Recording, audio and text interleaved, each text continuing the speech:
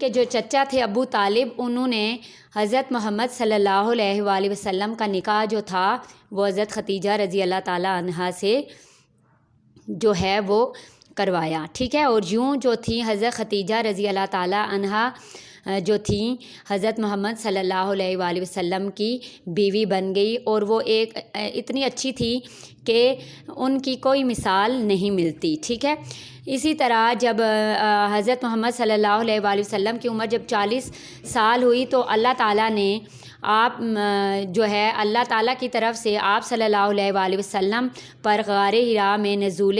وحی کا آغاز ہوا۔ تو جب حضرت محمد صلی اللہ علیہ وآلہ وسلم نے حضرت ختیجہ کو یہ تمام تفصیلات بتائی تو انہوں نے بہت شہادت مندی سے جو ہے وہ آپ صلی اللہ علیہ وآلہ وسلم کا ساتھ دیا، اور عورتوں میں سب سے پہلے حضرت ختیجہ جو تھی انہوں نے اسلام قبول کیا، ٹھیک ہے۔ یوں حضرت ختیجہ کا جو انتقال تھا وہ 11 رمضان المبارک کو جو ہے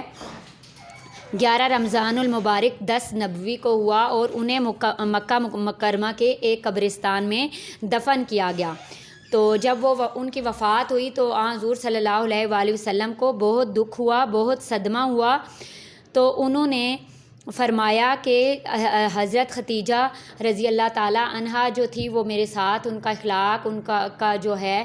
وہ اتنا اچھا تھا کہ مجھے اس سے بہتر جو ہے زندگی میں اب کوئی اور جو ہے وہ عورت یا بیوی اب ان کی طرح مجھے نہیں مل سکتی، کیونکہ ان کا اخلاق ان کا جو کردار تھا وہ بہت زیادہ بلند اور اچھا تھا، ٹھیک ہے۔ تو ہمارا یہ تھا آج کا سبق، حضرت ام المومنین حضرت ختیجہ رضی اللہ تعالیٰ عنہا۔